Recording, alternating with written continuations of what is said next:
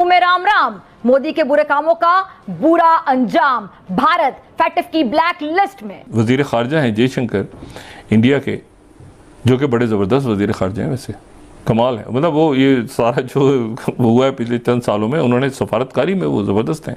America को भारत ने एक जोर का तमाचा दिया और ये देखकर हमारा जो पड़ोसी है वो हतप्रभ है। जर्मनी ने एतराज किया है और इन्होंने भी एतराज किया कि वी होप कि वहां पे जुडिशियल सिस्टम जो है काम कर रहा हो। भाई तुम्हें किस तरह पता है यहाँ पे जुडिशियल सिस्टम काम नहीं कर रहा? तो खुद को सबसे बड़ी जमहूरियत कहने वाले भारत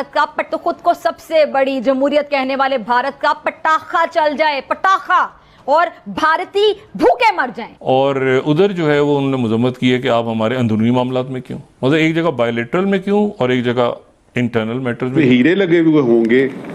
आलम रामीन ये आ चुका है कि अभी हम किसी दोस्त मुल्क में जाते हैं ना, मिसाल के तौर पे सऊदी अरेबिया में, चाहे उम्रे के लिए जाएं या यूएई में जाएं, वहां पे कोई कॉन्फ्रेंस हो रही है, कोई यानी इंटरनेशनल कोई इवेंट हो रहा है, तो वहां के हुक्मरान हमें देखते ही कह देते हैं कि लो जी आ गए जे एक बारी फिर कर्ज मंगन आ गए। ये शाइनिंग इंडिया नरेंद्र मोदी कहते हैं ना, शाइनिंग इंडिया डाइंग इंडिया में तब्दील हो जाएगा, डाइंग इंडिया में बदल जाएगा। Today I want to salute Dr. Jaishankar, India's External Affairs Minister, for his strong, morally clear statement about what is happening in Gaza. एक चीज मैं आपको बताऊं, इंडिया हर मुल्क को जवाब जरूर देता है, वो जर्मनी हो, वो अमेरिका हो, वो कोई मुल्क हो। एक तो ये लोग हैं कभी इंडियन कल्चर का पीछा ही नहीं छोड़ते, ये देखो हैं। हमने वो अपॉर्चुनिटी मिस की, लेकिन भारत ने उसको इस्तेमाल किया अपने लिए और अपनी इकोनॉमी को उन्होंने टर्न अराउंड किया।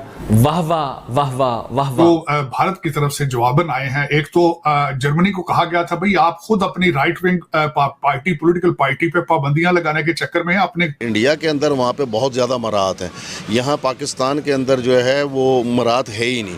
आप बहुत पीछे हैं और पीछे ही रहेंगे। नज़र नहीं आ रहा कि इकोनॉमिकली आप इंडिया को कभी बीट कर सकें, कभी भी नहीं कर पाएंगे। I wish that Anthony Blinken, the Secretary of State of my country, the Foreign Minister of the United States, was half the man that Dr. Jaishankar. तो साहब, जैसे कि आपको पता है कि अमेरिका जो है वो पूरी दुनिया का चौधरी अपने को आज भी समझता है। चौधरी था जरूर, बिल्कुल।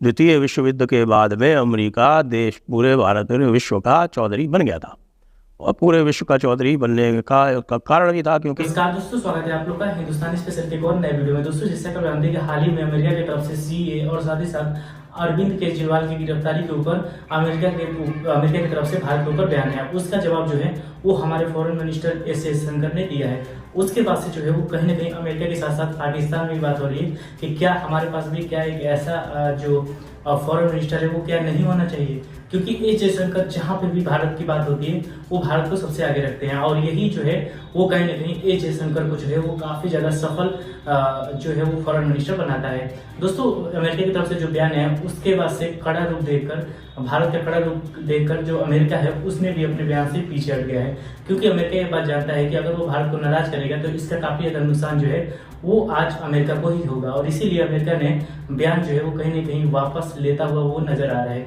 और इस बयान के बाद पाकिस्तानी मीडिया में क्या चर्चा हो रही है, चलिए वीडियो में देखते हैं। अभी आप बात कर रही थी ख्वाहिश की, तो मुझे याद आया कि पिछले कुछ हफ्तों पहले हमारे वजीर आजम ने फरमाया कि beggars can't be choosers, right. तो उसमें ख्वाहिश और उसके बाद ये हिसाब किताब, तो ख्वाहिश से जो बात याद आई वो ये है कि if wishes were horses beggars would ride.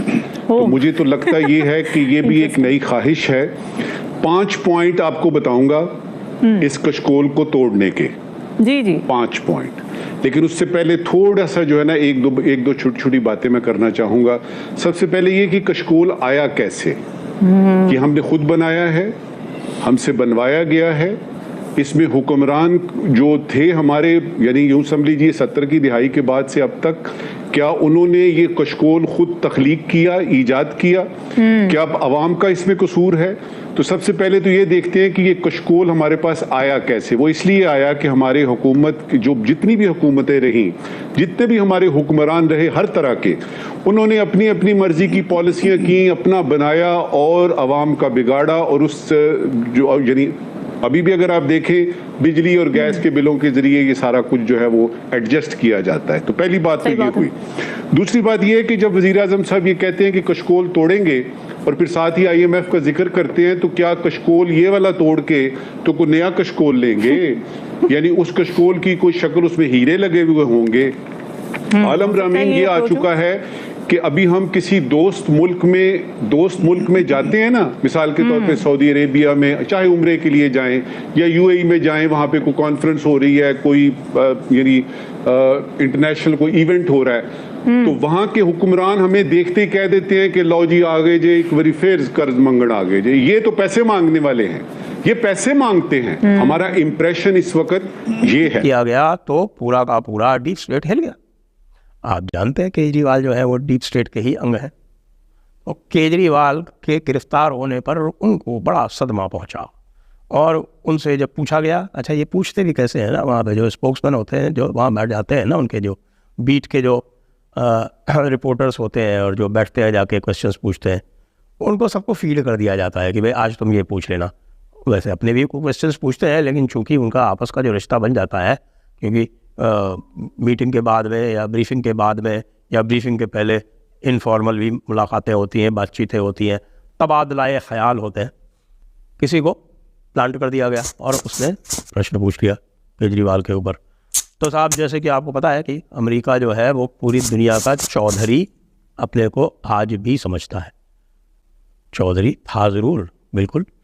द्वितीय विश्व युद्ध के बाद में अमेरिका देश पूरे भारत में विश्व का चौधरी बन गया था, और पूरे विश्व का चौधरी बनने का कारण भी था क्योंकि द्वितीय विश्व युद्ध में जब उसने सहायता की थी यूरोप की, तो उसकी कई सारी शर्तें थी। उसमें एक शर्त ये भी थी कि भाई जो ब्रिटेन जो है वो सब जगह से अपने जो कॉलोनीज़ है वो छोड़ेगा, उसकी जो रिज़र्व करेंसी है वो छोड़ेगा, डॉलर को रिज़र्व करेंसी बनाएगा, नेटो को पूरे यूरोप में लगाएगा, वगैरह वगैरह सारे काम उसने पूरे दुनिया के चौधरी बनने के उस टाइम पे ही मुकम्मल कर लिए थे।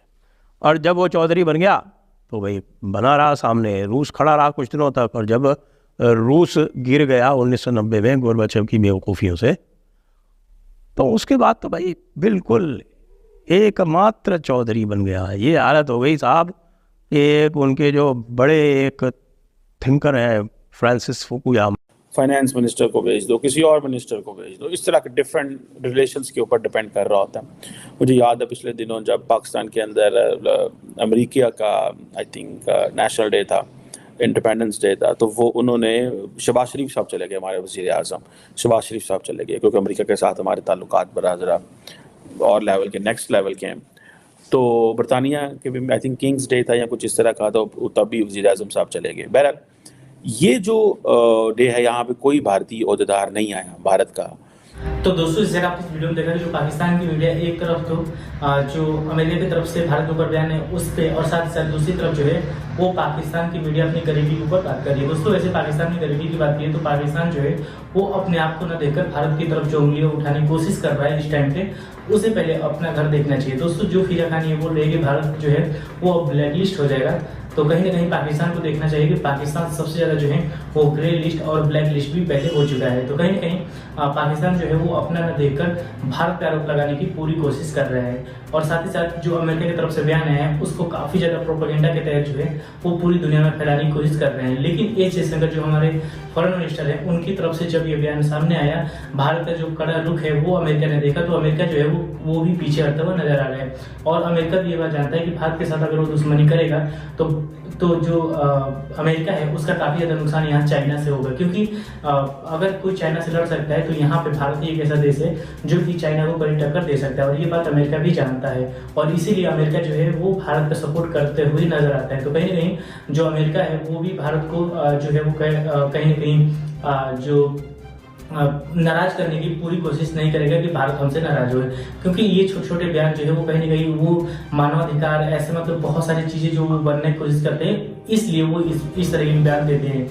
लेकिन अगर रियलिटी देखा जाए तो भारत और अमेरिका का जो रिश्ता है वो आपको पता होगा कि रूस और भारत के बाद अमेरिका और जो इंडिया है इसके रिलेशनशिप जो है वो आज चर्चे में होते हैं। तो दोस्तों बस आज वीडियो में इतना ही। कि आप लोगों को वीडियो अच्छा लगा होगा, वीडियो अच्छे लगे वीडियो को लाइक और चैनल हिंदुस्तान स्पेशल को सब्सक्राइब कर ले, क्योंकि हम आपके लिए इंटरेस्टिंग वीडियो लाते रहते हैं। मिलेंगे इस न्यू वीडियो से, तब तक के लिए हिंदुस्तान स्पेशल।